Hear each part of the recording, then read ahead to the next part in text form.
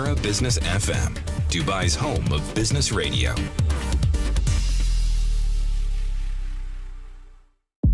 This is the Morning Drive. It's Mira Business FM. We're talking property development now. After months of cautious sentiment, there are some signs that confidence is returning to the UAE property market. Buyer inquiries are rising. We're seeing some stalled deals moving again. And developers, I think it's fair to say, are watching closely to see whether regional stability can translate into a sustained real estate recovery. Is this a temporary boost, or are we looking at a sustained recovery for the second half of this year? Back once again to break down the trends is Abhishek Jalan, who is the CEO of Grovey Developers, back in the studio with us. It's good to see you, Abhishek. How are you? Good. Thank you for having me here. You're always welcome. Let's start with the momentum, if we can. Does the recent diplomatic progress, if you like, on the ground reflect an immediate uptick in your sales office, or is the market more measured? Where are we now? So, if I'm comparing this with March, April, and May, June has been a better month because obviously with the memorandum signed and getting clarity. I think the major thing in this market was getting clarity. Yeah. So now we have some sort of clarity in terms of where we are standing. Major thing that, okay, fine, we have a 60-day period. Things are getting resolved. And the general understanding is things are not going to things are not going to escalate again. And when we're looking at the news, things are all moving in the right direction. We are having the transit moving across. Things are moving across the Strait of Hormuz. And I think the major thing which was impacting here was the Strait of Hormuz. Yeah. Oil prices, all these things are cyclical. Things go up and down. There will be some sort of news, things will go up. This is not the peak of oil. 2022, we had the oil going up to 120, 125.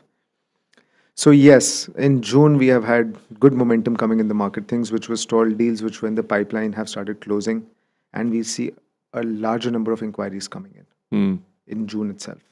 From this week itself. From last week itself, we have seen some decent inquiries coming in. Okay, so first signs really of I was going to say post-ceasefire. I guess that's where we are, really. First signs of a recovery in the market then. First signs of recovery is getting increased number of leads. Right. Then you have the conversion period, which takes about 3 to 4 weeks, and then you start seeing conversions coming in.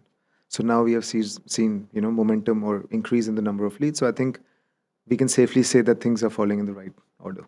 Okay, so you are, as a person, that part of your job, if you like, is tracking the pulse of buyer confidence quite closely, I think. You're starting to see more inquiries.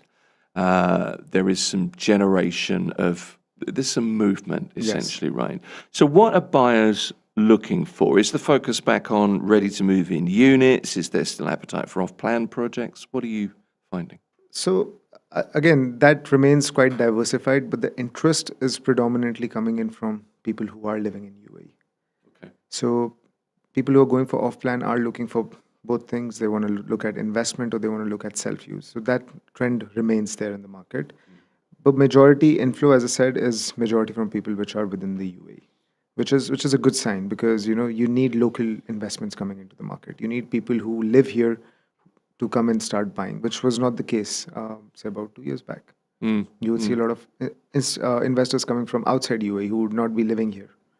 So I think that's a good sign. So that's the real story, isn't it? People that live here really understand what's going on here. So that's the first kind of level of confidence boost, I suppose. And I think there's another reason to that is because people who are here on the ground, they know what the reality is. Yeah. While we all know that the media exposure that was there, a lot of things were not correct. So I think that is just scaring investors which are not here, who are not present here. So I think once travel starts, once tourism starts picking up, that sort of momentum will start coming back to the market. Yeah, no, that makes a lot of sense. Anything that surprised you? Are there any changes in buyer behavior, or things that may lead to changes in buyer behavior? Do you think compared with just a few months back? Not from the buyer side, but from the seller side, I see some reality in the pricing now. Right. So because earlier, and this has always been something that I would say that, prices need to be in a position which makes sense for both the buyers and the seller. There are certain margins that you should be playing in.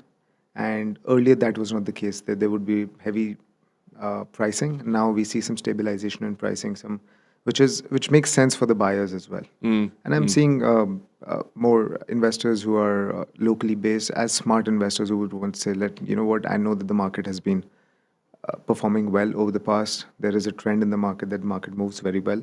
So people want to come in and take that advantage. Yeah. Okay. So from a seller perspective, maybe slightly more pragmatic. Are people more realistic, do you think? Yes, I do believe that people are becoming real in terms of their expectations. Yeah. The gap is narrowing, Okay. which is good. You talked about investors there, mainly local investors you're describing this morning. But do you think investors who maybe paused, put their plans on hold or, are waiting to make a decision are finally now starting to come back? So we are seeing some momentum in that. Not what I would want yet, but I would say maybe 15% of what has been on hold are moving. Realistically, I would say a good number would be, let's say, 35 to 40%. Yeah. So once we are at that stage, I would say the market is in a good position for the next couple of months, and then we can probably see an uptick coming from there. I mean, I wonder how quickly in theory, that could happen quite quickly. We seem to move pretty fast when we get announcements from the US or from Iran or from the negotiations that are happening. So when I talk about the markets in terms of listed markets, that there you see momentum much faster. Sure. While real market in terms of real estate, which is not listed, there you'll see momentum slightly delayed. So if I want to put some sort of timeline to it, I would say 6 to 9 months is going to be similar. Maybe reaching up to 30, 35 to 40% volumes. Okay. So some deals perhaps that were on, hiatus are now moving forward. What do you think the tipping point for people who have taken the plunge, for those buyers is or was? Pricing, the rising stability, or is it a change in regional outlook? I think there is some sort of experience where we are seeing these people, they want to come in early. Obviously, everyone wants to buy at the best price. And people understand that if they come in at this time, they're able to negotiate some sort of payment plan, some sort of pricing. They can give an offer, even in ready product, they can give an offer which is probably not realistic, but still it might go through, depending on the seller. So I think people who understand that cycle and people who have long-term vision that, the economy is going to recover. Things are going to start moving in the right direction. So people who are willing to take that risk, obviously they get better returns and they are able to take a call. How significant has the increase in inquiries? How does that feel for you? And, looking at the market, as I guess you do regularly, how does the increase in deal activity that you're seeing feel for you as a developer? So when we talk about conversions, so earlier, March, April, we were looking at 5 to 6% conversions. May was also actually May was slightly lower. Okay. March was about 3 to 4. Then April, we were looking at 6 to 7% conversion. May was lesser than 4%. Okay. And June, we are seeing coming at to 9 to 10%. If you track the cycle of what we've been through, that makes a lot of sense, doesn't it? So by May, there's some fatigue.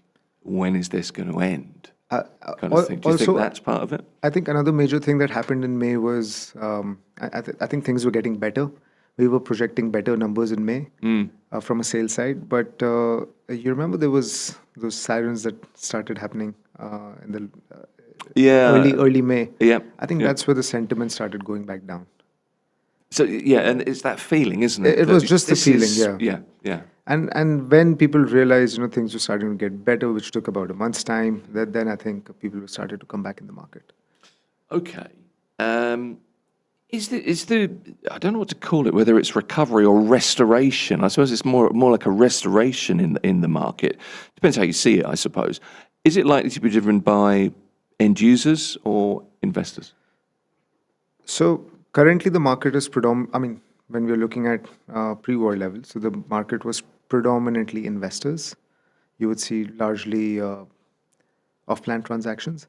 I think for the market to mature, you want to see end customers coming into the market. You want to see people buying apartments or houses or villas for their self-use. Yeah.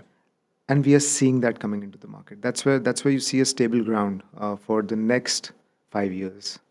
So once that starts coming in, that's where because that is what the real demand is. Even as an investor, if I'm looking at a product, you need to have tenants in that apartment. You need to have people living in that apartment. That's when you start generating returns. Sure. So I think once people start looking at product for self-use, you will see better stability in the market, and that is happening at an increasing number now. Sure. I feel like I'm firing questions at you this morning. I don't mean to. It's just that there's so much. It's interesting to talk to somebody who is developing. It gives you a real feel of what's going on. I've been reading. I mean, we're all reading about real estate. We live in Dubai, of course we do. That's what happens. But the sub 3 million dirham segment is expected to lead the rebound. Yes. Do you agree with that? And why is that? I 100% agree with that, and I can see that. Yeah. So we have different products in the market right now at different price points. So because luxury is at a larger premiums, that premium starts shrinking when when market needs a boost, because developers can reduce the price to increase their sales. While the lesser ticket or under 3 million, you don't have that much margin. Yeah. So the cost to selling price, there's not much gap in it. So you would definitely see lesser price reduction. When that sets in, people accept the pricing. Okay, fine, this is the base point and this is where I have to buy. On the other hand, that price point is a mass market. So you have more number of buyers in that market. Sure. So I think sub 3, I would still say, let's say sub 2.5 million would do better than any other product in the market. What does current demand tell us about affordability and also priority of buyers at the moment? So we are primarily focused on apartments, and what we are seeing from a mix of apartments, priority is going towards more on larger apartments. You want family-oriented buildings. You want buildings where there are more 3 and 4 beds available, because you want occupants to come in as a family, because you see long-term growth in that. People stay there for longer. You don't see them moving rather quickly. So I think that's sort of a segment. And surprisingly, even in March, April, we were getting more inquiries on larger apartments, not on the 1 beds in the studios. So I think that shift is also coming into the market. And this is giving us a good indicator as to the type of people who are looking to buy the apartments. More people who are stable here, people who have been here for a while, who have larger families or families more than 3-4 people.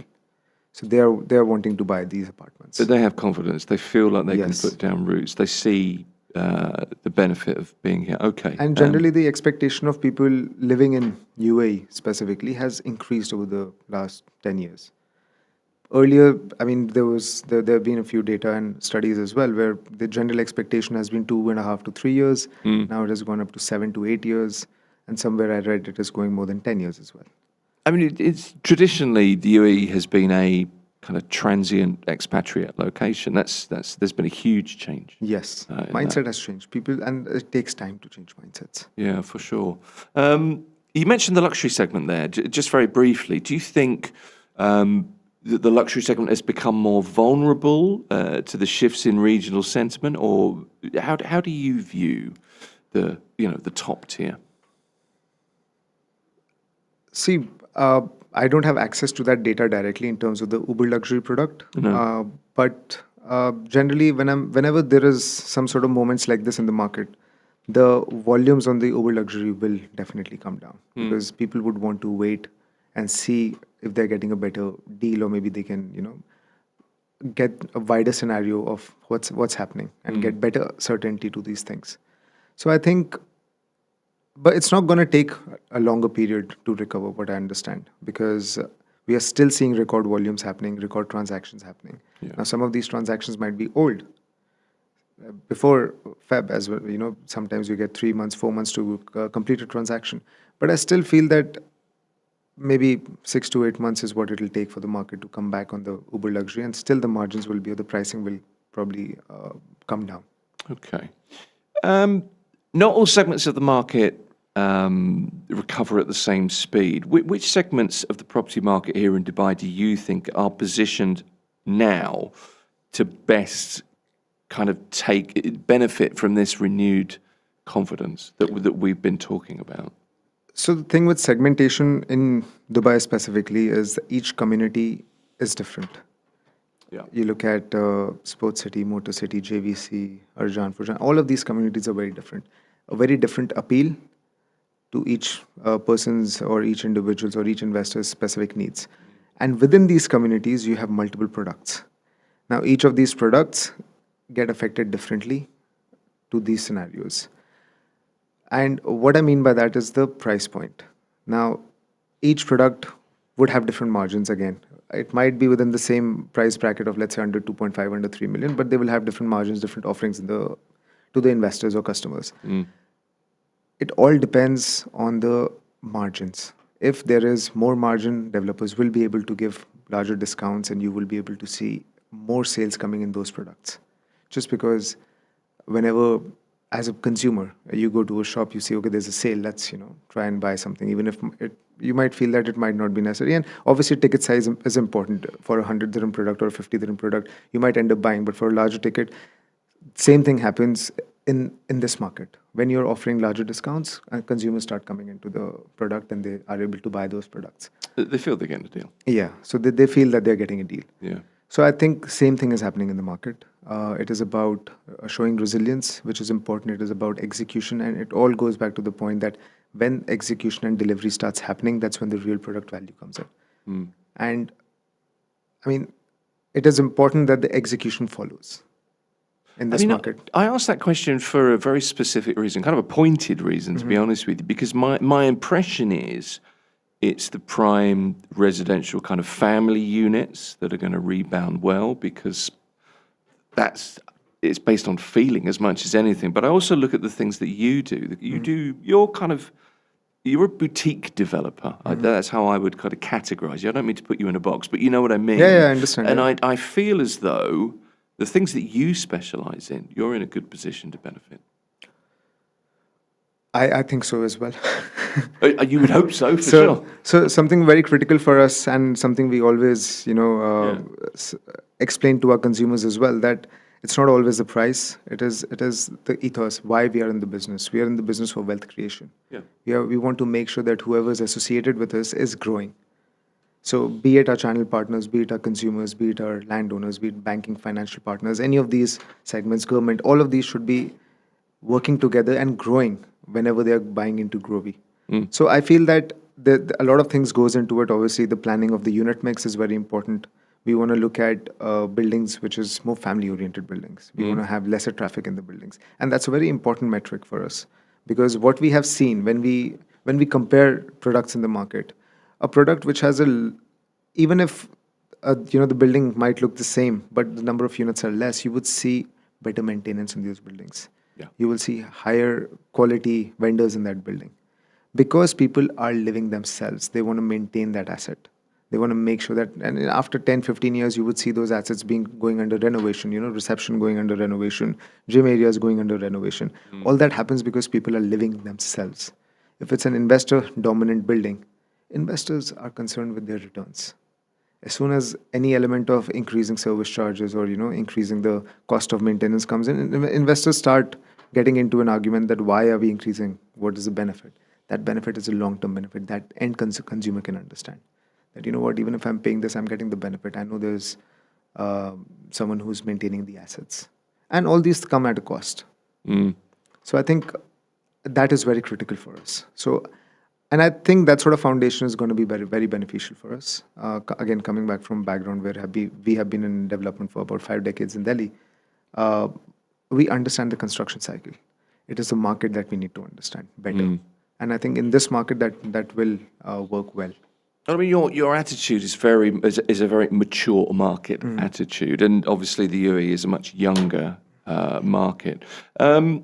How does the stabilization we're seeing in the region, hopefully, it's going to be a long-term, permanent, lasting state of affairs, how does that change your strategy right now as a developer? Are you fast-tracking any projects that maybe you'd put on hold because things are uncertain? So, fortunately, we were in positions where we were at a very early stage of construction. So we did not necessarily have to stop anything because we did not have much impact on the costing of the product. So costing would depend on the certain stage of construction you are at. If you're, let's say, above 25-30% completion, then you might have an impact of the costing because of the regional tension. But I think as per our strategy, we have not made major changes to the strategy itself. We are still looking for new project opportunities. We are still on track for launching some more projects by the end of the year. And we are on track to complete our current projects as well. You're always very calm, very measured Yes. in your approach, Abhishek. Yeah, you're always very even keel, I always think. So one of the reasons for that is because, again, coming back with a background where our calculations are our sheets are really elaborate.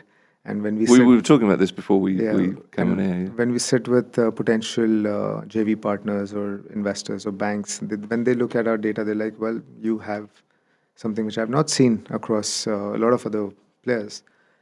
And something which I try to explain to them, and something which I also explain to the market now as well, that the offers in terms of new opportunities, what we were giving in Jan, we are giving same offers today.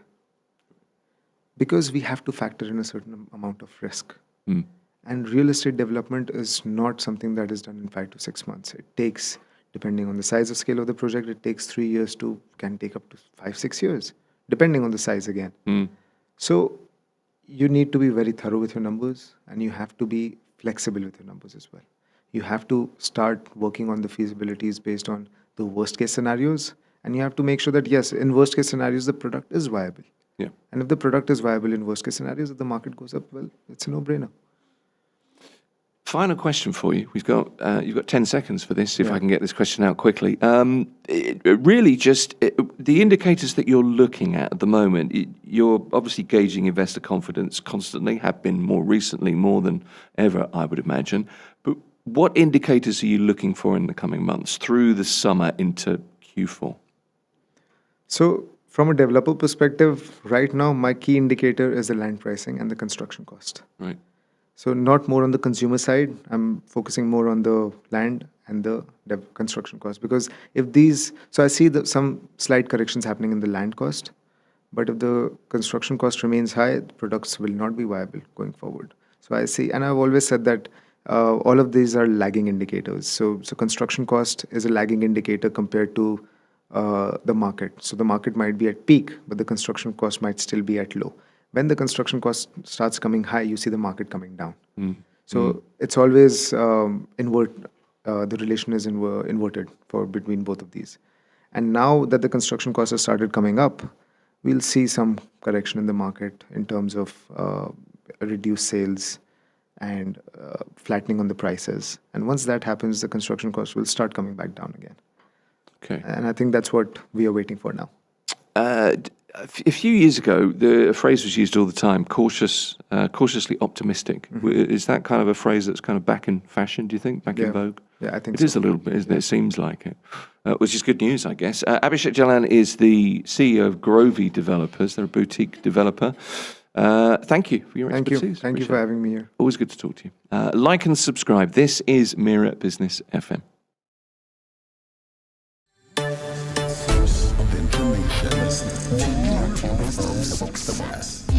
Mira Business FM.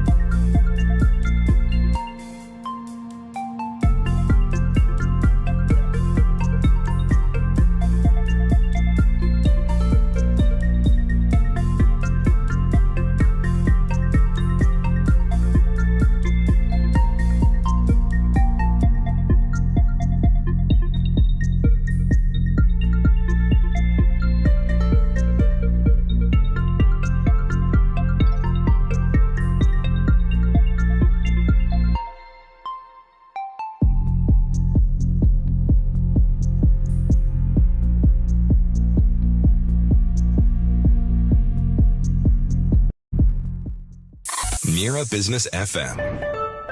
The sound of success.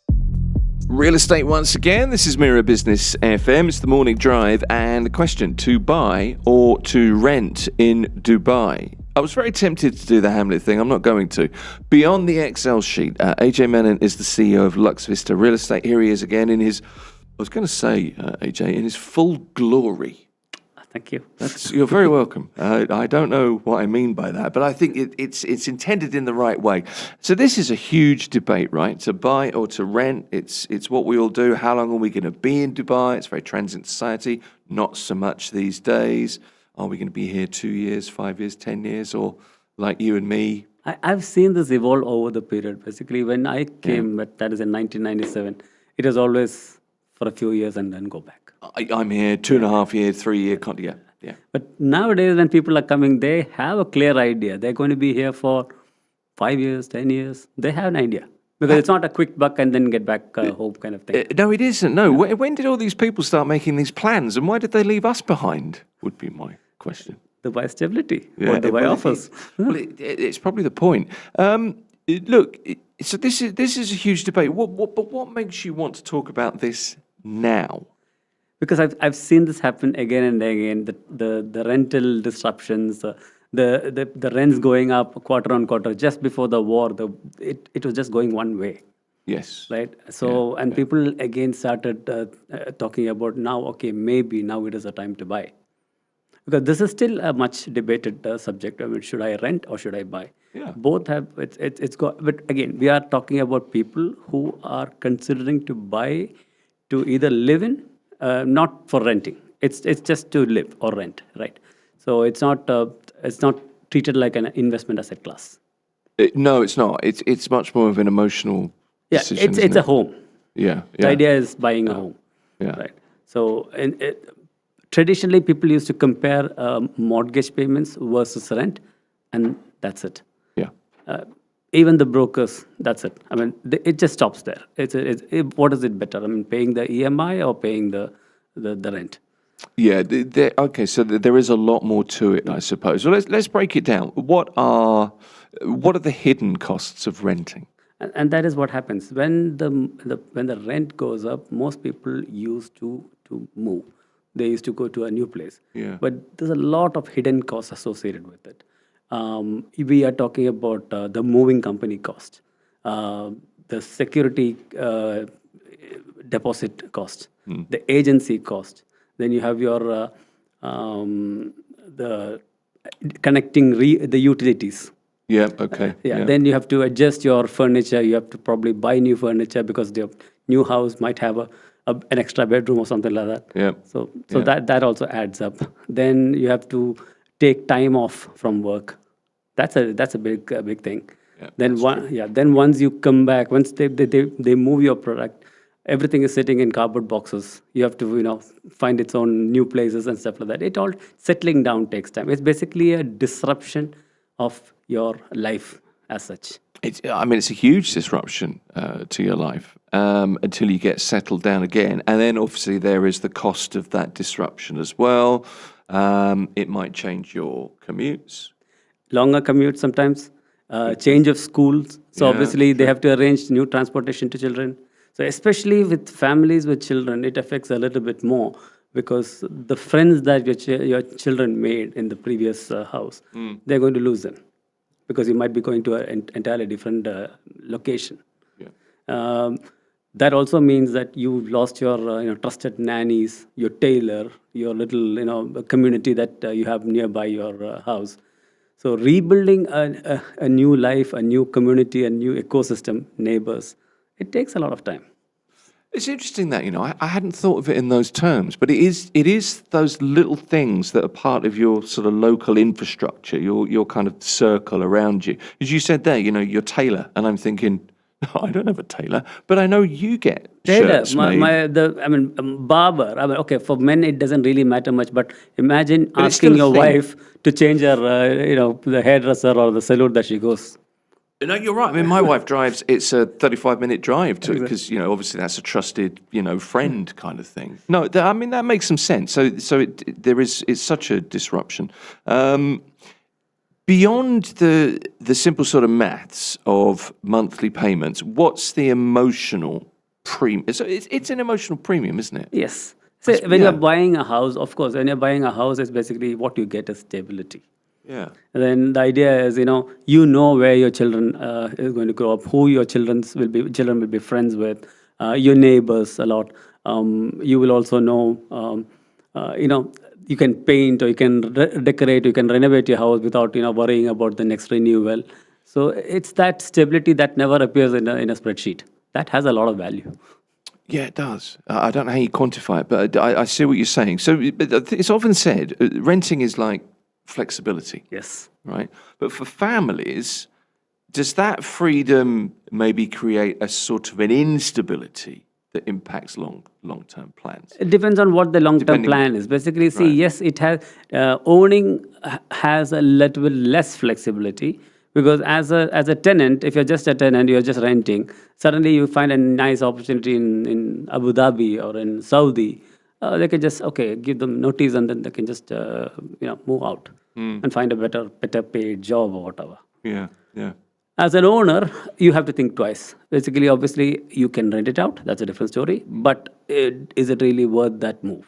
But it takes a little bit more time for them to decide than a tenant. Tenant can take a decision just like that. So lifestyle flexibility. That's right. We're talking about here. So if you're a family that values the ability to move maybe for a better school or your commute might be shorter, is the flexibility of renting undervalued? You can argue that way because obviously the renting gives that kind of flexibility. Ownership doesn't give that kind of flexibility. What ownership gives is stability. What a rental, the cons of rental is basically that that always that insecure feeling. What happens? Will my rent go up next time? So that actually weighs in a lot on your emotional well-being as well. Yeah, I suppose it does. And the feeling that, I don't want to be tied down. And I think a lot of people carry that with them. There's very much a feeling that if you're paying rent, you're throwing money away. That used to be the argument, and that is still the argument for many people. The idea is the whole concept of brokers trying to convince the owners or the potential owners is basically you are paying somebody else's mortgage. Yeah. Yes, you are. But the thing is, you should decide if that is what you want in exchange for this flexibility, or do you want to buy your own unit? And then again, buying does not make it automatically better because buying comes up with its own set of problems. You have to have down payment requirements. You have to start paying service charges. You have to keep some money for your maintenance charges. Yeah. But is that worth it, or that stability? What do you value more? But over a period of time, you are building up equity on an asset that grows in value. It's just that we're told, aren't we? I mean, we're told consistently, no, you've got to buy. You shouldn't be throwing your money away. It's to some extent, you've got to try and reframe that mindset because, people make their own choices. Yes. And both the choices are good for them. I mean, it depends on what circumstances, what stage of their life they are in, what is their long-term plans. Everything depends on their idea. It should not be that, a broker is convincing you or somebody else is convincing you that, this one is better than the other. They both have their own, pros and cons. So it's a decision that shouldn't necessarily be treated as an investment because it's a home. There's an argument for thinking that way. So how should families be shifting their thinking when they're shopping, if you're shopping for a living space rather than a financial asset? Do you know what I mean? Yes. Because those are the two. Definitely. See, the thing is, then you don't really look at, the hot spots of the Dubai, like, Dubai Marina and downtown. So the waterfront properties. Of course, if you like a waterfront lifestyle, go for it. So again, most families generally prefer areas with, a lot of green spaces, parks, children's play area. So we are essentially talking about master communities, like something like a Dubai Hills or something like a Tilal Al Gaf and those kind of places. Yeah. Okay. Right. So what does Dubai data suggest at the moment? Because I'm reading something like 62% of rental contracts are renewed. So most tenants prefer to stay put. They don't want Definitely, to move. because the idea when they really look at the moving cost, so the new leases are expensive, and then the movement itself actually costs a lot of money. Yeah. So you talk, and again the whole total disruption of lifestyle. So when they look at it, they have this tool of the smart rental index by RERA. So they use that and say, okay, you know what, this is the maximum that these people can actually increase the rent or not increase at all. So I'm going to be using that, and I'm going to stay put. I'll actually, even if it is a mild increase, I will go with that increase and let me stay in the whole place. Save me all this trouble. Okay. So I asked you about the hidden costs of renting. Yeah. Can I ask you the same question, the hidden costs of buying? Yes, big capital requirements. Most people, see, if there was no down payment requirements, I would argue that 80% of Dubai's population will buy a property. I'd argue it could be higher. Even higher. Yeah. Because the single factor that is preventing ownership is this down payment requirement. Yeah. But that is actually very, very important, because back in the days, we didn't have down payment requirements. And people were buying left, right, and center, and that's when the market went haywire, and many people ran away. The developers ran away. The whole collapse actually happened. Yeah, but that wasn't that long ago. I mean, we haven't been buying property here for that many years. The other, what I was thinking, there's a certain level of stress in ownership, because when you make it's probably for most of us biggest financial decision we ever make. Yeah. That's well documented. That's a thing. But those kinds of decisions, they weigh on you. Definitely. Don't they? Because and the idea is sometimes it might be a good decision, sometimes it's a very bad decision, depending on when you bought it, where you bought it, the location you bought it, the unit, what type of property you bought. It all depends on that, which market cycle you bought. So, and some of us kind of underestimate the toll that can have as well, because shouldering a financial burden in the first instance, it's not for everybody. It's kind of a tough thing to do. Correct. I think. It's like owning a business. I mean, not many people can run a business. You can work for a company. Yeah, it's always a very different. It's a very different stress, isn't it? Yes. Yeah. There's also another side to this, I think, and it's the feeling that you're anchored. Mm-hmm. You're in one position. So, does owning a home change how a family interacts with their community in, say, Dubai as the example? If you've got skin in the game, I own part of this. Does that change how you belong in a neighborhood? That is correct. It gives you that sense of belonging. See, I can tell you my own example. I bought my first property in 2008, and I was just 31 at that time. Okay. So I'm trying to work out, but so it's pretty sure that the idea is you should have an idea what you are going to do. When people come to Dubai, say if they say, okay, I'm going to be here for only 3 years, don't buy, just rent. If you are going to be here for 3 to 5 years, probably after the third year, you should start looking to buy. Because once you reach that 3 years plus, I don't think you're going back, at least for the next 10, 15 years. I'd love to disagree with you, but I'm thinking that's exactly what I did. I came for 1 year. Yeah. I was supposed to go to the US. Really? Yeah, and now it's 29 years and counting. Okay, and no chance. Nothing in mind. No. Okay, so pretty good example there. So what should you do then? So less than 3 years rent, 3 to 5 years, post 3 years start looking to buy. If you're coming here with a view of being here more than 5 years, after 1 or 2 years, what you do is ask your friends. Pretty much everybody will end up, if you're coming from the West, you're going to live in JVC or Marina or downtown or Business Bay. These are your immediate choices. True. But you will never settle down there. The idea is you rent for 1 or 2 years, understand the market. Then you say you ask yourself, what would you like? What lifestyle do you like? Do you like this kind of lifestyle, or do you want to live in the suburb? And within 20-25 minutes, you can reach all these places anyways. No, this is true. Yeah. Okay. And it's a car city, so all right. So the view is different. I got to admit, if I was just arriving here now, as opposed to all those years ago, I'd love JVC. I think it's a great place. Loads going on. It's good facilities. Road network's good. That's where I'd go.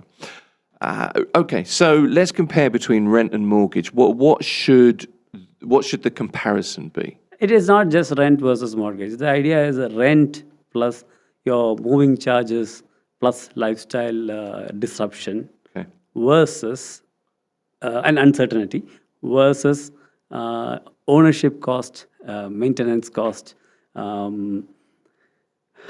financial commitments, capital commitment, I yeah, suppose. exactly, and stability. So which one weighs more? Right. Okay. And if you can weigh one of those up and the scales tip, Yeah, that's the direction you need to go. definitely. We should publish that formula.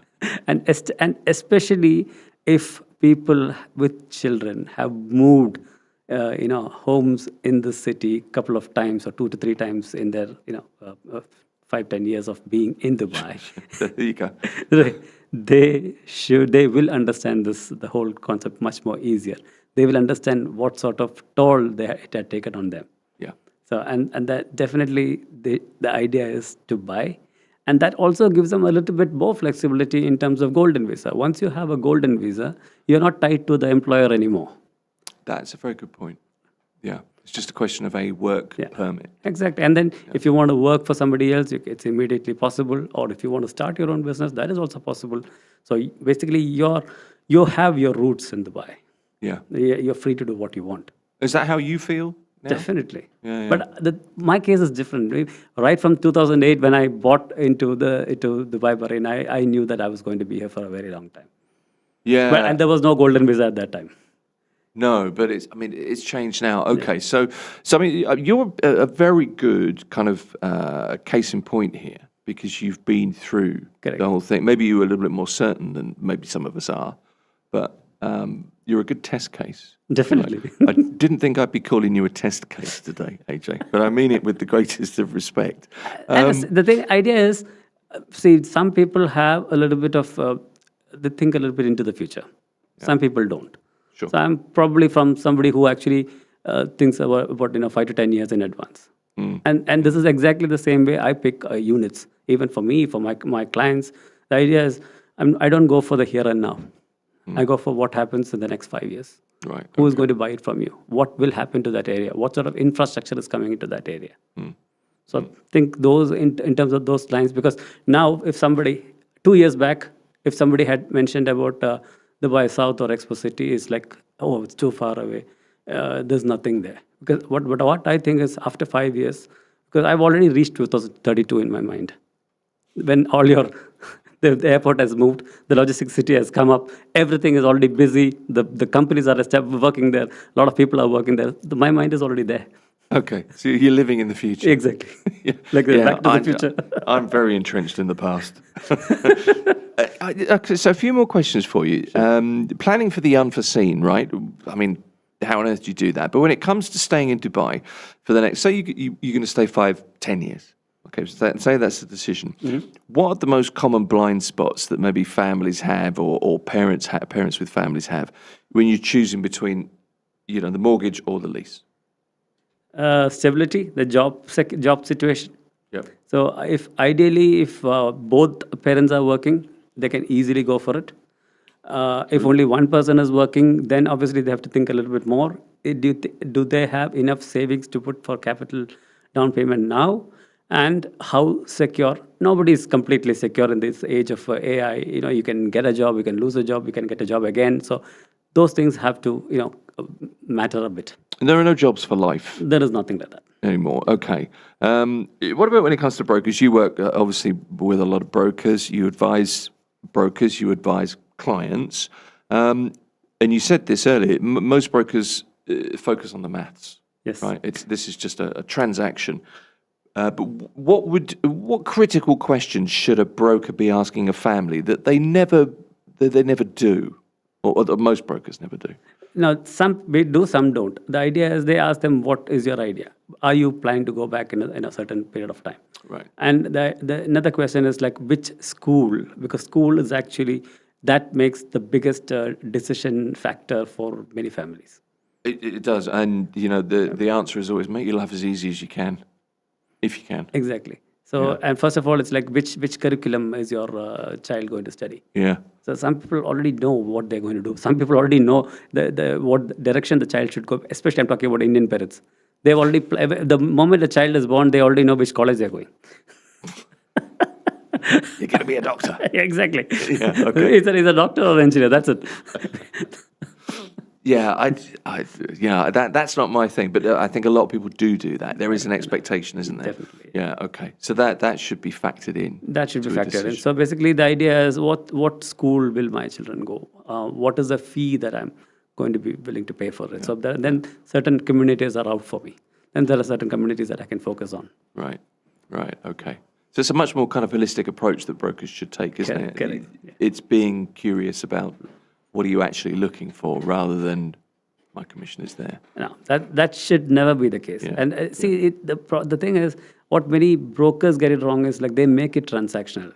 But when he makes or she or she makes it about the other person concerned, the amount of referral clients that you get that cannot be quantified. I was going to say that a much smarter way of selling property is surely to listen. I mean, listening is the big part of sales, isn't it? But you're going to get referrals. You're going to get that word of mouth is better than anything. Anything, whatever ads you run, whatever campaigns you run, it is half not as effective as a referral. Yeah, this guy really listened to what I was looking for. Found me a great place. It's a warm, fuzzy feeling in that. I think. And there is a difference between referral and a recommendation. The referral is basically, okay, this guy is, you can just, go to him and, he's a good guy. Yeah. That is a referral. But it's just buy from Tim. He's a great guy. Yeah, that's That is a so recommendation. true. What are you going to do? Yeah, he's got a great big list of stuff. He's a nice bloke. That's fine. But he found me what I needed, what I wanted. Listened to what I was asking for. Correct. That's the difference. Final question for you then. So success at the end of say a 10-year. Give this a 10-year horizon. How does a family measure success in their decision? Is it about the equity that they built? Is it how happy they were? Actually, it's a mixture of both. So again, I mentioned that this is not taken as an investment case. But the human tendency is that when you buy something, they will always feel good if it actually appreciates in the value. For sure. Yeah, because when it becomes a two-in-one, they think that they've got more value out of it. Right. The whole idea is find a decent space where space really matters. Actually, they should understand that space really gives you that well-being feel. You don't have to live in downtown in a 1,200 square feet apartment when you can actually go out, probably drive 20-25 minutes away. Take a 2,500 square feet townhouse. So that gives you a much more relaxed lifestyle. So, and again, when after say 10 years down the line, this might appreciate probably 50% more, and your downtown apartment might have gone 75% more. But the fact that you've lived comfortably for all these years, that will make up for that little 25% more appreciation. Okay. That's pretty much, I think that covers everything. Have I missed anything? Now, this goes exactly opposite about any investment unit. No, it does. It's interesting that you wanted to talk about this today, but I think there's so much in this because it can't just be, I mean, it can't just be an investment decision. You have to like where you live. Otherwise, why would you do it? Exactly. Even when investors are buying, I tell them, think about who is going to buy it from you later on. It's going to be obviously a family, and a family will need space. You cannot live in a one-bedroom of 650 square feet for a couple or whatnot. Yeah. Maybe a youngster, a remote worker can, tolerate it for a year or two. But will a family come and settle down there? No. It's conscious decision making, isn't it? It's not just, you look, I always feel it's just, I've got a unit somewhere. And if you just have a unit somewhere, it's only ever going to be a unit. Exactly. There's no, it's just a transactional thing. So the whole point of calling it a unit is basically emotionally distancing yourself. Exactly right. Yeah. And there's the great deal of emotional closeness to that unit for another person. Yeah, it's a debate, I think. AJ Menon, always fascinating to talk to you. AJ is the CEO of Lux Vista Real Estate Dubai. Good to see you. Good to see you, Tim. Thank you. Appreciate you being here. You can stay updated with all of our content via mirabusiness.fm.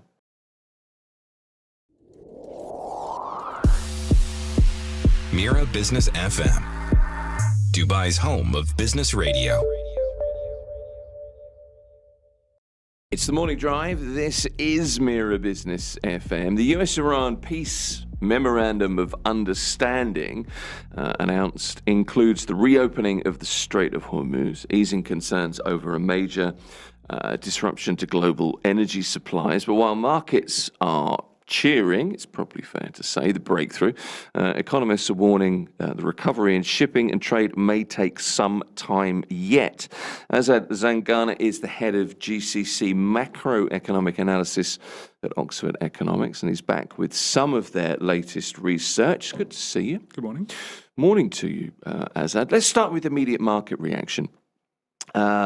Are these kind of whoops and cheers? I'm overdoing this a little bit, I know. Is that premature, or is the reopening of the Strait of Hormuz the signal that the Gulf economy is back on a stable footing, finally? Not quite yet, but certainly a lot of the downside risks in terms of the range of outcomes that we could possibly have, many of those downside scenarios have been taken away, we hope. It looks like the right people are now speaking to each other and progress is being made towards an eventual peace deal. And that was quite a major concern for a lot of people, that why had this war gone on for more than the initial 2 weeks that people thought? Why has it gone into, I think we're approaching 100 days if we haven't already passed it. So there was a fear that this could become a forever war, as we've seen with some of the past US military conflicts that had happened. So taking that away, showing that actually, no, both sides are trying to find a solution to end the conflict is good news for the markets. It removes that downside risk. I mean, we've been in a state of ceasefire for 6 weeks, 7 weeks, however long it is, haven't we? So the political ink is drying. I was going to say dry. That's not quite true. The operational side of shipping is a different beast. Of course, markets are more positive, but recovery in shipping and trade is going to take a good bit longer, months rather than weeks. You've noted that. What are the specific hidden friction points? Insurance, crew availability, vessel positioning, that are going to delay the return to a sense of normalcy in the Strait? Well, you mentioned a few of those straight away. When the Strait initially closed, we had ships trapped outside of the Strait looking to come in. So traveling from east to west to essentially collect goods, collect oil and gas and so on. And they hung around for a little while, but of course, every day that a ship isn't moving and transporting, it's losing money. And so a lot of those ships were eventually diverted and called back to go do something else. It takes somewhere between 3 and 6 weeks to travel to some of the Eastern Asian destinations where a lot of these ships originate from or where they go to. So that in itself is a long time to consider. And then you've got, of course, all the ships that were trapped inside the Strait. Now, when the shipping lanes are deemed to be safe enough to travel, those trapped inside will leave straight away. So we will see an initial jump in the number of cargo ships, tankers, and so on, exiting certainly the Strait. But I think it will take some time for them to eventually come back. And like I said, we need to be certain that this deal lasts a good length of time. Even 60 days might even be too short for some countries, because like I said, it's going to take weeks for some of those tankers to be lined up, rebooked, to travel all the way back to the Middle East, to go through, pick up what they need to pick up, and then exit safely. That's quite a big risk for a shipping company right now, and they have to think about that. Layer on top the insurance costs, which of course have shot up. Now, US government has said that they're going to step in and bridge the funding gap in that market. We'll see how long that takes to get going and whether that materializes. But ultimately, it's a combination of the cost of doing business has gone up, but also the uncertainty about whether you're going to be successful in making those journeys, those transportation legs, that is going to hold things back for a while. And then finally, the other element that I don't think enough people are talking about is it will take time to restart production of oil and gas for the region. This isn't just switched back on straight away. Now, there are inventories that were built up through the conflict period, and those can be exported pretty much straight away. Yeah. But that won't take long to export them, and then we need to wait for the production process to get going, especially for gas, because we don't really have much of that stored ready to go. Are we going to see a sustained risk premium in shipping? A risk premium on trade for the rest of the year into 2027? I think it might even be longer than that, to be honest. Really? I think the evidence that risk is coming down is successful parsing, and and a lack of claims essentially for an insurance industry. This happens in any form of insurance. What you want to see is the building up of a record. Think to when you start driving and the cost of your insurance premiums when you first start driving, how long eventually it takes for it to settle down. Now, it shouldn't take quite that long, but I think it will take years for eventually the insurance industry to say, actually, no, we are ready to cut those costs back down because we've built up enough equity to show that risk is quite low now. I'd love to say to you that I can remember when I started driving. It's a very dim and distant memory these days. In terms of this is your bread and butter, in terms of GCC, macroeconomic impact, how does this deal change the growth projections for the regional economies? So naturally, if you're running any kind of forecast, you have to have assumptions behind that. And the last time I came on, I said to you that we were expecting a deal over the summer, which will eventually unlock the shipping lanes. Yeah. Now, as we've done more research on this, we found that actually those frictions that we've just talked about are probably worse than we had initially anticipated. So previously, we thought actually shipping could recover back to normal by around September. Now we think it's more likely to be around January. So just purely on that reassessment of those frictions, we've had to downgrade our forecast. So GCC economy now, we think it's going to contract by about 2.4% this year before rebounding quite strongly next year. So the deal itself doesn't really change the outlook because we were looking for that deal to come through at some point. Yeah.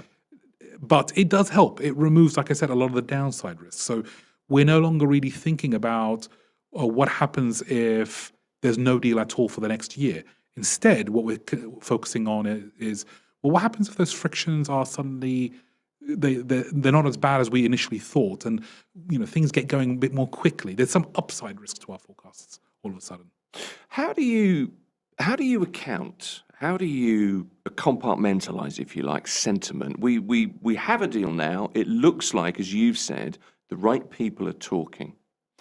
There's certainly a more positive kind of feeling around. And I'm sort of grasping into thin air. How do you account for that in your forecasting? You can look at the behavior of financial markets and how they are doing, because that's a bit of an indicator that... We work very much on sentiment. Yeah, absolutely. And it's an indication of where capital is going to flow and how much risk appetite there is. And the other areas that we can think about, and obviously this is very important for Dubai, but the region in general, is tourism flows. Yeah. That's going to also be driven by sentiment with a big lag, of course. It takes time for sentiment to translate to actual people coming back. So these are important to look at, and they do drive activity.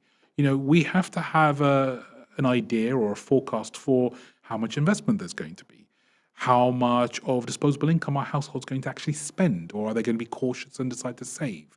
How many tourists are actually going to come in and do business, as in consume the services within the region? These all matter.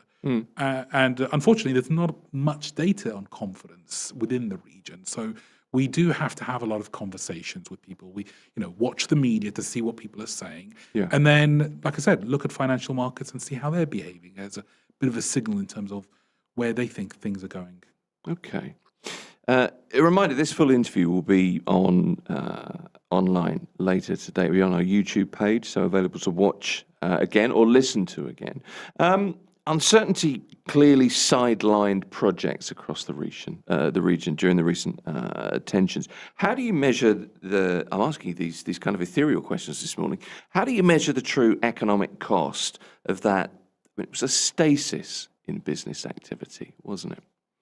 It is, and it's assuming you can kind of reasonably accurately figure out how much is cut back and how much is delayed. I mean, that all adds up in the numbers that we have where we're thinking about, gross domestic product. It's made up of consumption, investment, government spending, exports and imports. So, that essentially can add up quite nicely. But like I said, that assumes you can measure things reasonably accurately, and that in itself is not an easy task at all. So there is a little bit of finger in the air going on. There has to be until we get announcements. So, where certain projects have been delayed or cancelled, yeah, that's easy. That's been announced and we can see it. But otherwise, we just have to make some assumptions. And we do look back at history.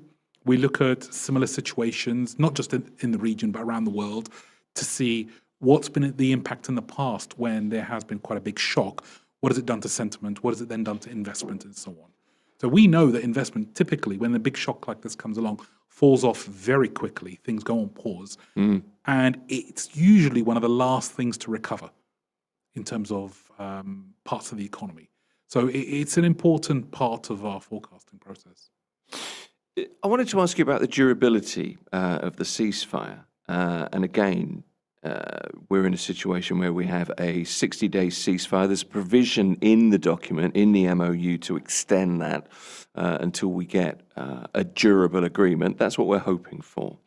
But what are the biggest risks that could derail the recovery from here, do you think? Well, looking at some of the details of the agreement, this is, I think, where there's still quite a lot of uncertainty.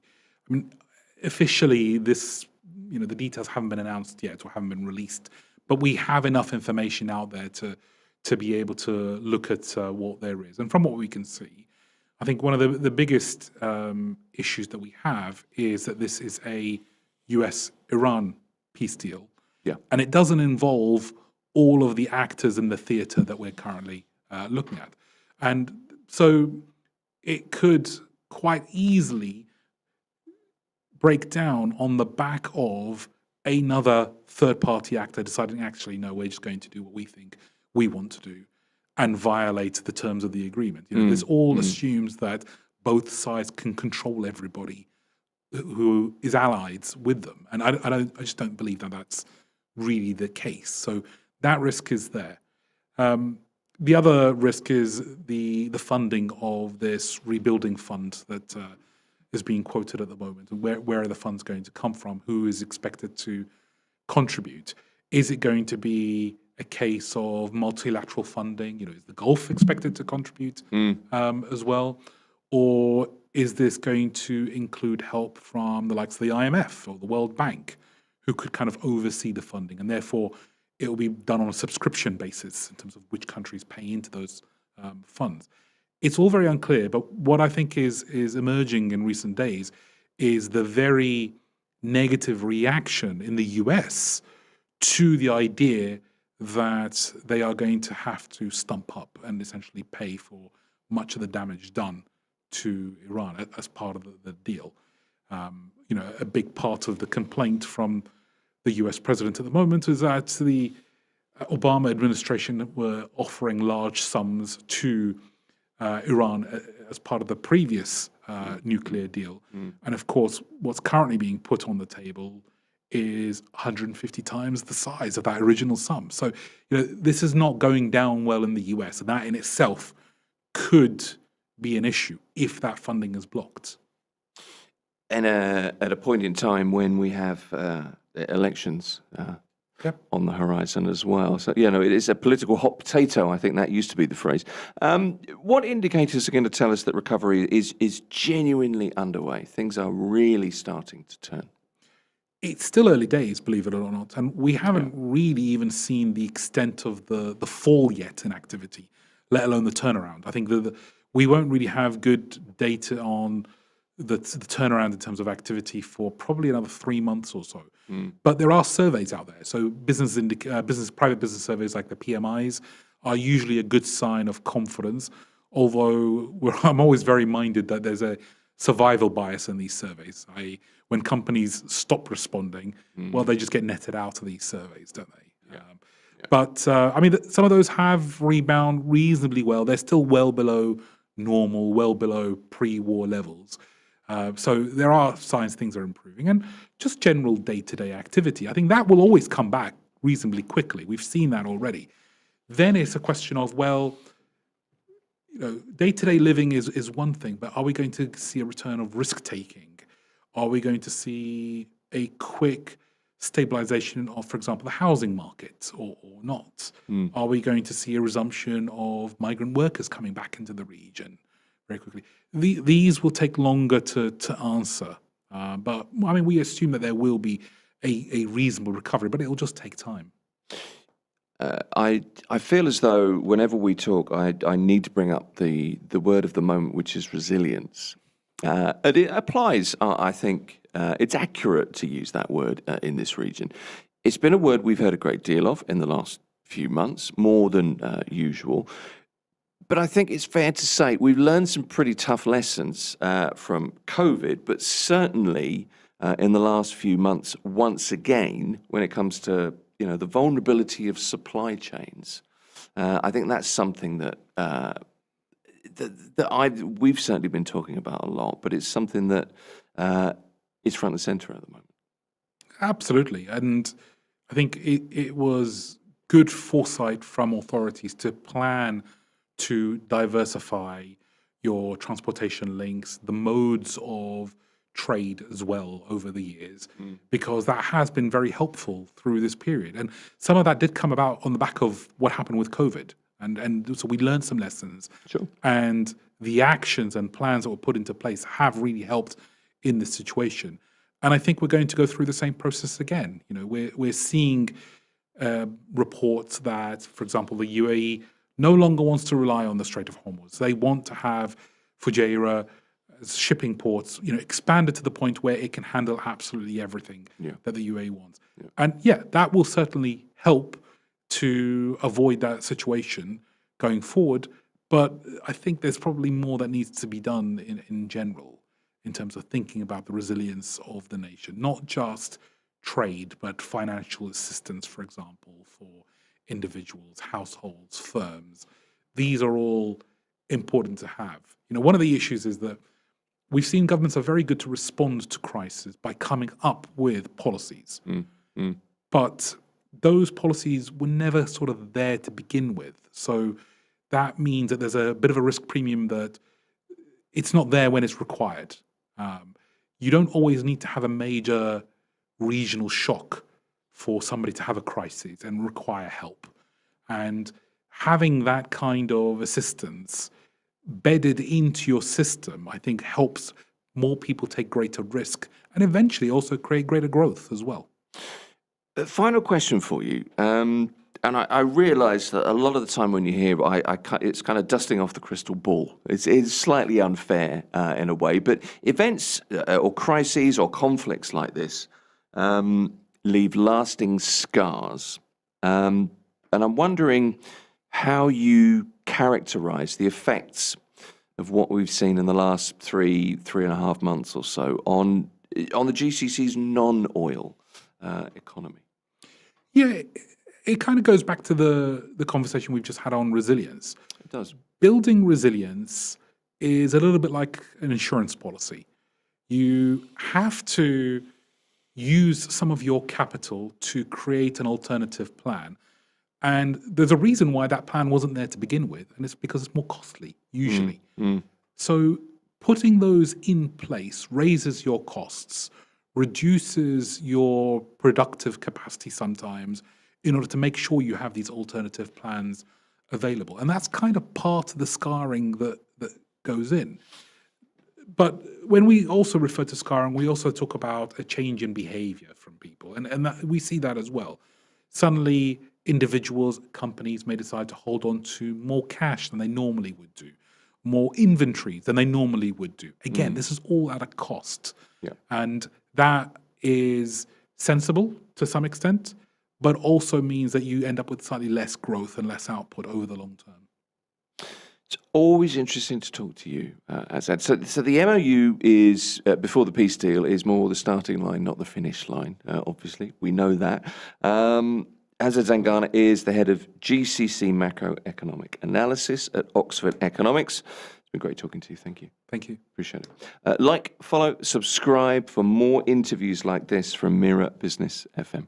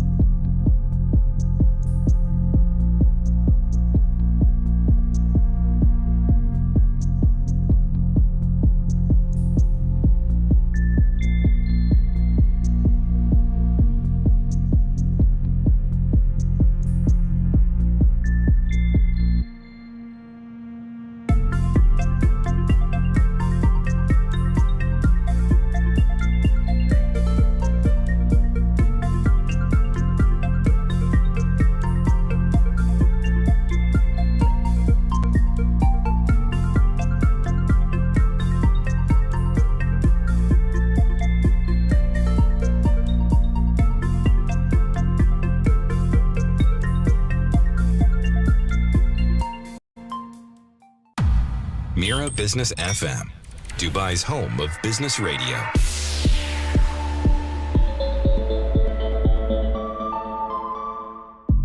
This is Mira Business FM. It's the morning drive, our legal hour. This is the fine print. Well, legal half an hour, but then who knows? We always run over. That's just one of the pitfalls of being in this chair. The UAE's just made history, not for the first time, but it's become the first Arab nation to ban social media for children under the age of 15. This is Cabinet Resolution number 106 of 2026, issued on the 18th of June. It doesn't just restrict access, it places sweeping legal obligations on the world's biggest tech platforms. It creates a new regulatory architecture and puts real responsibilities on parents as well. It's far from alone in doing this. We've seen countries from Australia to the UK, from Indonesia to Malaysia. Over 40 countries are now moving to restrict children's access to social media by law. The point this morning is to look at what exactly this legislation says, how will it actually be enforced, and what does it mean for families living here in the UAE? And we've got the man to do that. He's a partner at Davidson & Co, and it's Raymond Kiswani. Nice to see you. Good morning. Big introduction there, but big deal. Oh yeah, 100%. I mean, it's one of those again that basically anybody that has kids, this is a really hot topic because this is kind of a thing that I don't think parents have had to consider until this sort of uptick in all things social media. So that's right. Especially as somebody with 3 kids, it very much looking forward to this law. Well, it's very much on the radar for you, I guess. And absolutely. This is really about protection of children. It does really place the onus on parents as well. That's very much part of the regulation. We'll come to that. Let's start at the beginning. In plain terms, Raymond, what has the UAE legislated? Who does it affect? Yeah. So basically, this cabinet resolution, as you said, it sets the minimum age to create or to operate a personal social media account at the age of 15. Right. Below that age, it's effectively banned. Right? It's issued under kind of a more broader law, which is the Child Digital Safety Law, which we discussed a couple months back, I think. Right. And that law came into effect in the beginning of this year. So this resolution is really the operative piece that puts teeth into that umbrella law. And this one is specifically for social media. Because if you remember when we discussed about the Child Digital Safety Law, that was a kind of the umbrella law, if you will. And these resolutions are going to be effectively the kind of meat and potato guidelines of how things are going to operate. In practice, what this is saying in sort of in plain terms, anyone that is under the age of 15 in the UAE is now prohibited from creating or operating a social media account. And platforms are legally required to block access to the features that make a platform a platform. Okay. So things around social interaction, publishing, commenting, sharing, public groups, open channels, any of those things are considered social media, if you will. And it's not just no Instagram. It's no participation in that social layer at all under the age of 15.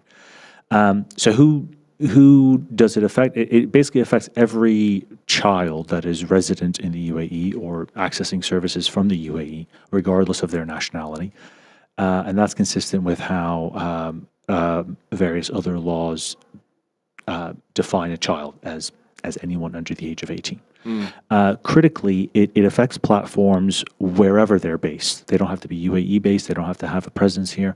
If your service is available in the UAE or it's directed at users in the UAE, you're in that scope, whether you're in Silicon Valley or a local or regional app.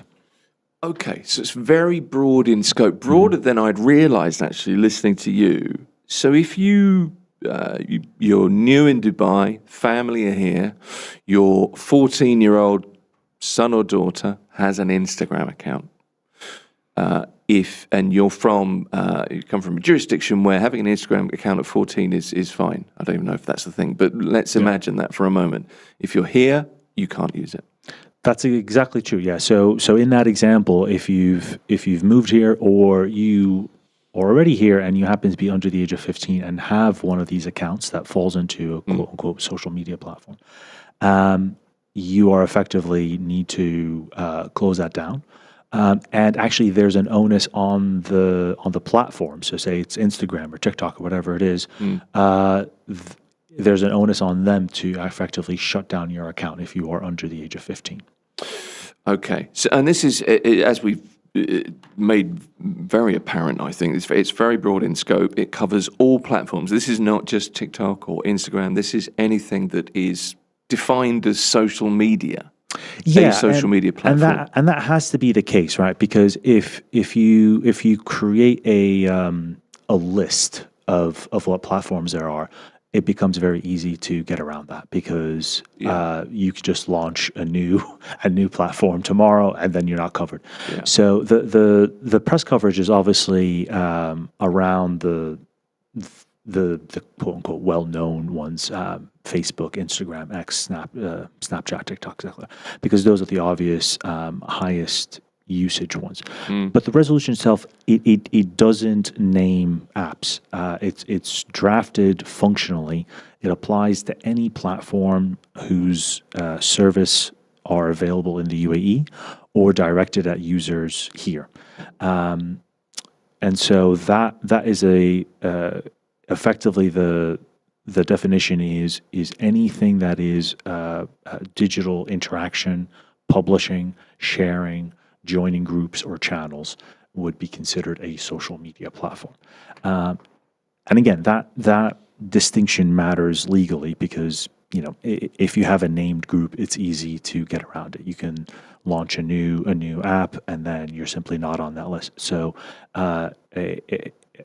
if a platform does the things that the law describes in its scope, regardless of its brand name, then it falls into social media. Okay, so this is about.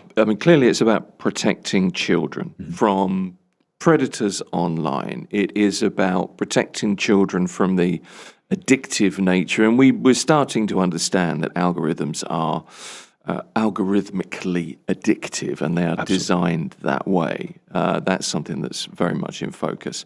But this, in theory, includes, or perhaps will include, things like gaming platforms, potentially community forums as well, I suppose. Yeah, I mean that's actually a really good point. And again, to your point, this is not my area of expertise in terms of the algorithms, but it is. It's almost become common knowledge that the algorithms that various platforms are using can be as addictive as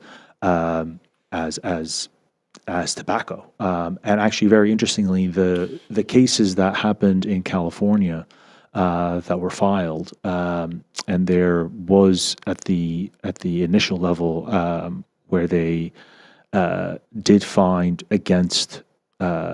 I believe it was Meta and a few other social media platforms.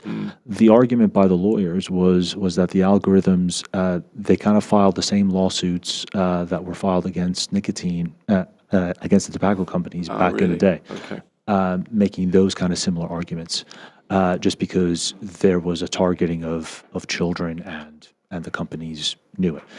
But anyways, in terms of gaming platforms, yes, this is where we kind of have to zoom out to the parent law, the child digital safety law, which defines digital platforms extremely broadly. It's basically any website that would facilitate users' interaction, search engines, smart applications, messaging apps, forums, including gaming platforms. Things like live streaming services, podcasts, etc. So it's a very wide-ranging, all-encompassing digital aspect. So a multiplayer gaming with chats and guides isn't automatically exempt just because it's not social media in the quote-unquote sense. Yeah. And there's also a specific separate prohibition under the law on children accessing online commercial gaming, meaning games that are structured to generate some sort of revenue, i.e., a form of gambling. And that kind of captures actual gambling or kind of gambling adjacent mechanisms, if you like, things, anything around betting or wagering with real values. So gaming gets caught effectively in two different ways. Once, if it's functioning like a social platform where you're having live chats, communications, groups, etc. And again, if it's being monetized in a similar sense to gambling, like a casino. Okay. So it potentially is all encompassing, isn't it? So age verification is even more important, much more important than it's been in the past. That's a real challenge because how do you actually prove a child's age online? What does the law require of the platforms in that regard? Yeah, I think a lot of us probably remember, when if you did sign up to these platforms I do. a while ago, it's like, do you verify that you're over 18? Yes. Okay. Well, welcome. It was a very kind of the honest approach sort of thing. Yeah. So yeah, the very, very first thing, and it's extremely obvious. What the resolution does is it closes that loophole where you can self-declare your age by just saying, yes, I'm over this age, or to enter in a birth date, and that's fine. It explicitly requires valid verification. So what platforms are required is to use what is effectively described as effective and reliable mechanisms to verify age. Things like a government digital identity check, some sort of biometric matching. And there is a new thing using AI. It's a AI-based age estimation that can be used. And these are all going to be created under the Child Digital Safety Council that is being formed as part of this law. The law sets a performance bar rather than mandating one specific tool. Whatever method is used has to achieve a high level of accuracy, effectively. But there's a second half that I think is often gets missed, is that the verification process itself has to respect child privacy in the same way, right? So the law requires data minimization, secure processing, and it bans on retaining that verification data longer than is strictly necessary. So you can't solve the age problem by harvesting more biometric and more ID data than you need. The compliance bar is just, you confirm and then you have to effectively let it go. Okay. AI telling us how old we are. I'm looking forward to that. We've seen, Meta have done this. Some platforms have done this already, and they're using AI for this. What does compliance look like in practice? Yeah, so that's a really great example because there is effectively real world illustration of the direction the law is pushing for. Meta, which effectively owns Facebook, they've been rolling out an AI that analyzes faces in photos and videos to estimate a person's age. Right. And that gets layered with the contextual signals like captions, friend networks, mentions of school or birthdays. And that's the kind of AI-supported technology that this resolution is contemplating, is effectively being able to kind of gather all that information and giving a reliable estimation of how old this person is to make sure that they are above the legal age. Obviously, it's one of those kind of double-edged swords, right? Because deploying AI with being compliant is sort of a little bit of a double-edged sword because, again, kind of age estimation models carry known error margins in both directions, either pro or con. They can over or they can underestimate, obviously. The law's bar is a high level of accuracy. So a credible compliance program almost certainly needs a another layer signal, if you will. So that kind of visual estimation plus behavioral context plus an ID-based fallback would be a more comprehensive way to make sure that the person's age is clearly identified. It's a pretty good starting point, though, isn't it? I suppose if you're analysing, friends that you have and pictures of you with people. If you think of it in those terms, that could be quite effective. What about children using a parent's account, Raymond?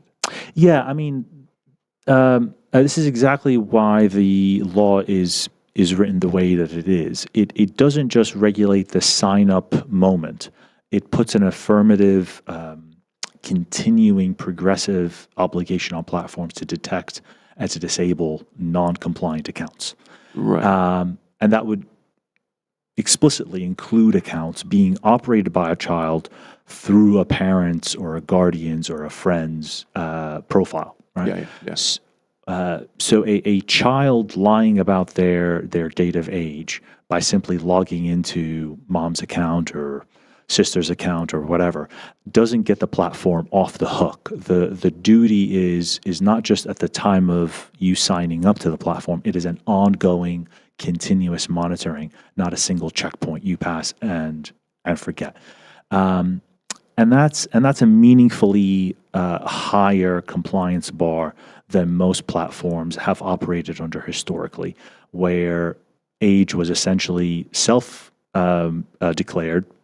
And once you registered, it was never thought of again by the platform. Yeah. So it's a fundamental shift of where the responsibility and the onus is on these platforms in terms of ongoing monitoring, at the same time balancing that with data protection. So it's a very fine needle to thread, really. It is. I mean, beyond age verification, what other legal obligations does this? It's a resolution right now. What else does it impose on platforms that you can download and use here in the UAE?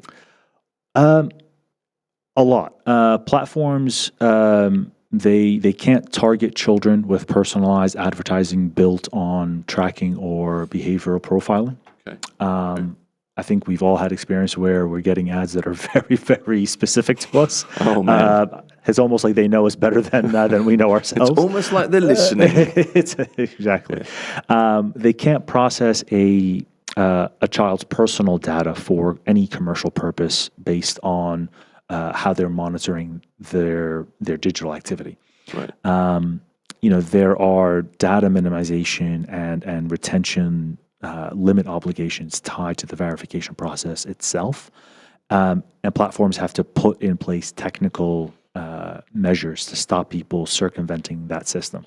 It's not just detecting breaches after the fact, but actively engineering against them in the first place. And kind of layering a bit more broader on the child digital safety law. You also get expectations around default high privacy settings and parental control toolings and mechanisms for being able to report harmful content. So the comply with a resolution is really a whole host or a bundle of obligations. It's verification, it's ongoing monitoring, it's advertising restrictions, it's data privacy handling. It's how you design the platform. So it's really not a single tick box that you can achieve with. Okay. So this is data rights and child safety kind of colliding, if you like, legally speaking. So very broad. How close is it to the European, the GDPR legislation? Well, I mean, it's a fair read, and it's kind of deliberate. I mean, the UAE's general data protection statutes, the personal data protection law, doesn't actually contain dedicated provisions for children's data. That's a real gap in a law otherwise modeled on international standards like GDPR. What's happened here is that gap has been filled, but inside a child safety legislation rather than a standalone privacy amendment, if you will. Right. The rules on consent, profiling, advertisement, targeting for those that are under the age of 18 is effectively in its own right, right? So it's similar to the privacy sector, but it is now in its own functioning digital safety law. Okay. So enforcement is kind of the natural next step. What can regulators do to platforms if they're not complying? Yeah, so there's really two key regulators that are playing here. It's the National Media Authority and the Telecommunications and Digital Government Regulatory Authority. Right. Each acts in a separate but kind of joint jurisdiction, if you will. The resolution gives these two regulators effectively a graduated enforcement ladder. You get a warning first, then closure of the offending feature or account category, and then it's partial blocking and then total blocking of the platform alongside whatever other administrative penalties sit in the schedule in terms of fines. So the key word is graduated. This isn't designed as a first offense kind of death penalty for a platform. It's designed to escalate the enforcement strategy if there's no adequate resolution and compliance with the law. Okay. We haven't seen any fines yet. There's no list of fines anywhere, is there? No, not quite yet. Again, this is kind of an evolving law because it's the main statute is the child safety law, and Right. that came into effect in January. And now we're seeing the various resolutions that are going to make the law effectively have its teeth. Gotcha. And there's a year until this comes into effect. So there's kind of a grace period there, isn't Yeah, there? exactly. Yeah, Just because it is so, just because the law is requiring so much of platforms, Yeah. it is giving them time to be able to effectively to comply with it. Yeah. And I suppose if you don't comply, you could just be banned from the country. I mean, eventually, That's a possibility. that is the kind of the graduated nature of how enforcement is going to work. It's going to be warnings, fines, partial blocking, all the way to completely blocking the entire platform if there's non-compliance. Okay. Parental responsibilities, I think, are key and very much front and center in this. So what about parents? What onus does the law place on legal duties of families, or is it the platform's problem? Yeah, so it's not explicitly the platform's problem, if you will. The framework places almost a parallel duties and obligations on caregivers, i.e., parents, guardians, etc. Right. It's you can't help a child bypass the laws on verification mechanisms. You have to actively supervise the child's digital activity. You have to effectively build the child's own awareness of digital risk and promote use. And so it sits alongside the parental responsibility obligations that have existed under various other laws, but now it's extending it from the physical world into the digital world, right? So compliance here is genuinely two-sided. It's the platform needs to build a flawless verification system and ongoing monitoring system, but the law also expects parents and guardians to not to undermine it and to monitor their children's activity and to create those parental tools that are necessary. Okay. So, I mean, in theory, if a parent was to create a fake account, create an account for their child, technically that's a breach. Oh, 100%. I mean, it's a very significant problem, and I think it's part of this law that will surprise ordinary families more than the platform provisions. A parent that is helping their child fabricate a birth date, or simply creating an account under their name and handing it over to a 13-year-old so they can have Instagram or TikTok or whatever, that is precisely the kind of circumvention that is going to violate the caregiver, the parent's obligations. It reframes something a lot of parents have treated as a harmless white lie, just say you're older, into conduct that sits inside a regulatory compliance question. It's not just the parent's judgment call here. I'd expect very little appetite from regulators to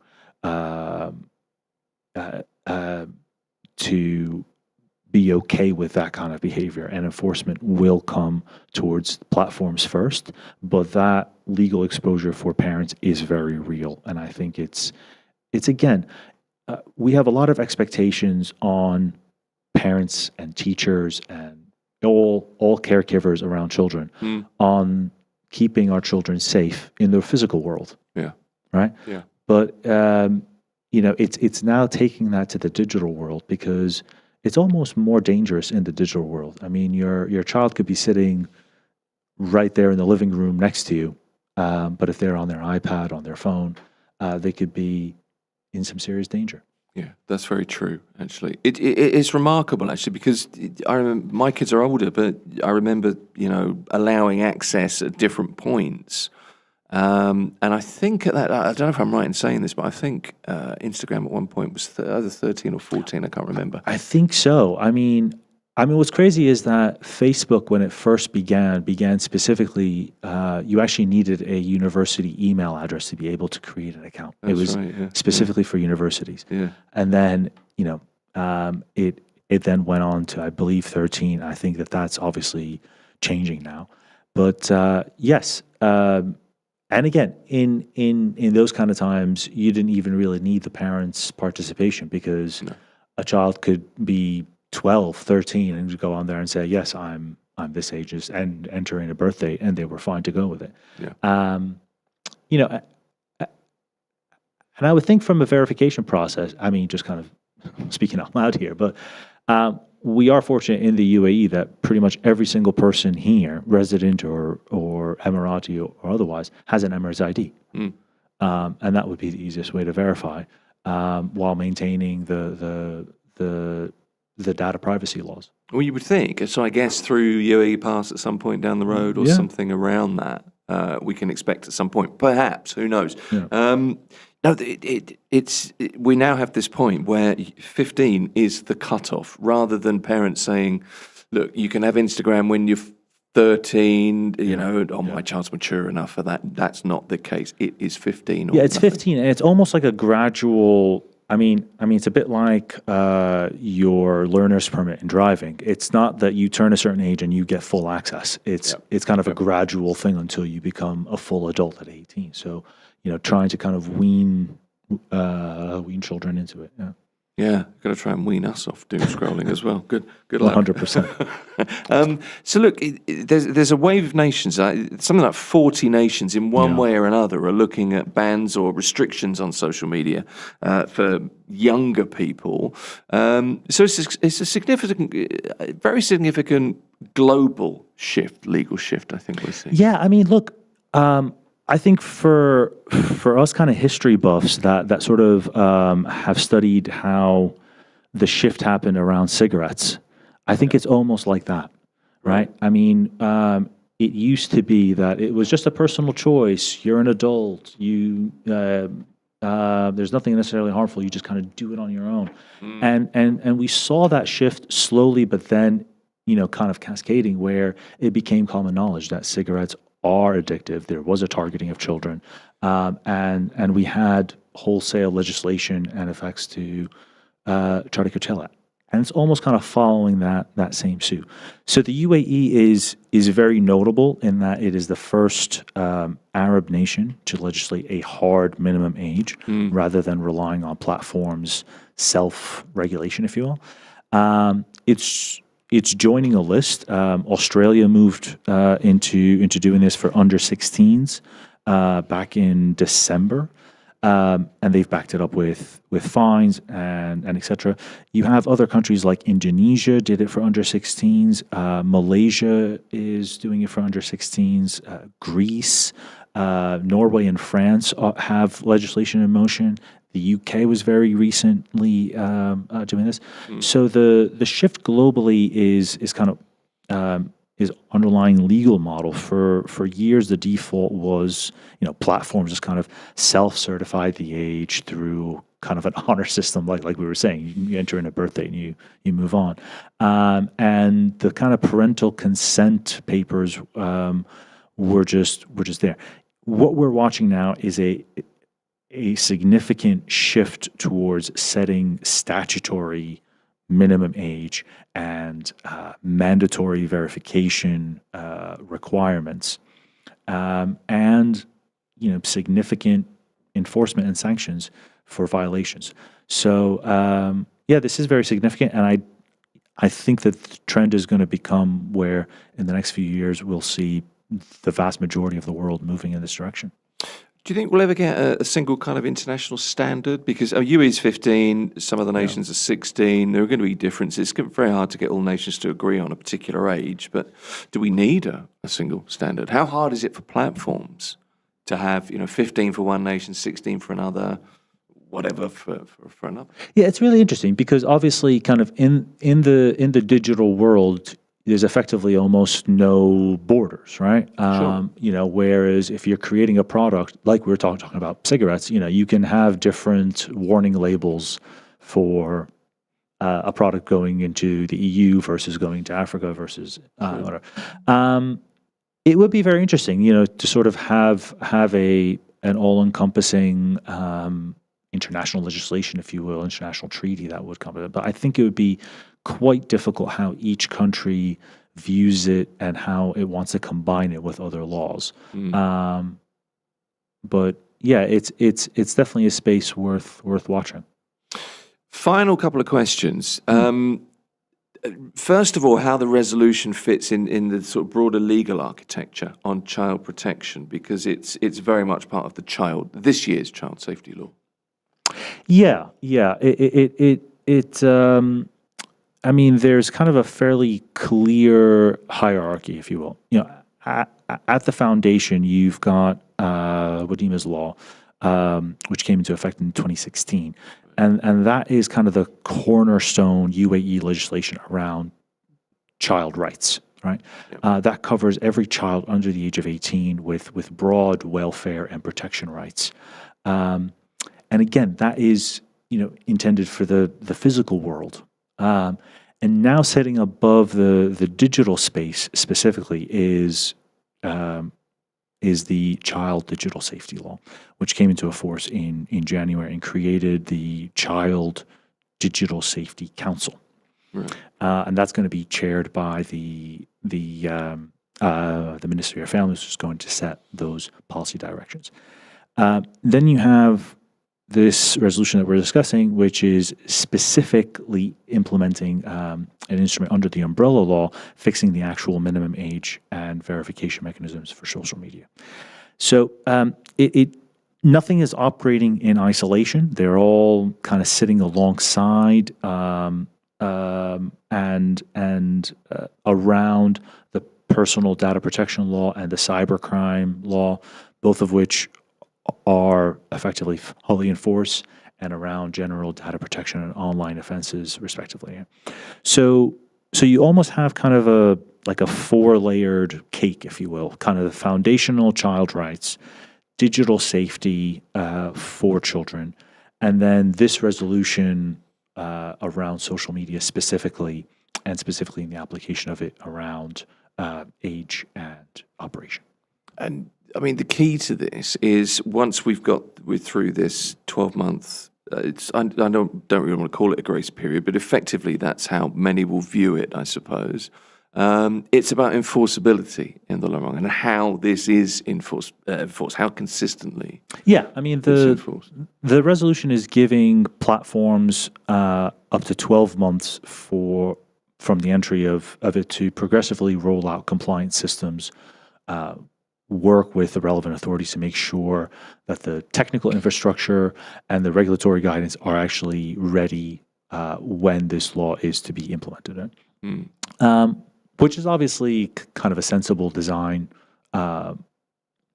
because first, kind of the age assurance at a scale these platforms operate in is generally hard engineering problem. There's no instant, perfect, accurate solution sitting on the shelf. They have to create these things. Secondly, it buys the UAE time to watch how earlier movers have handled the rollout friction.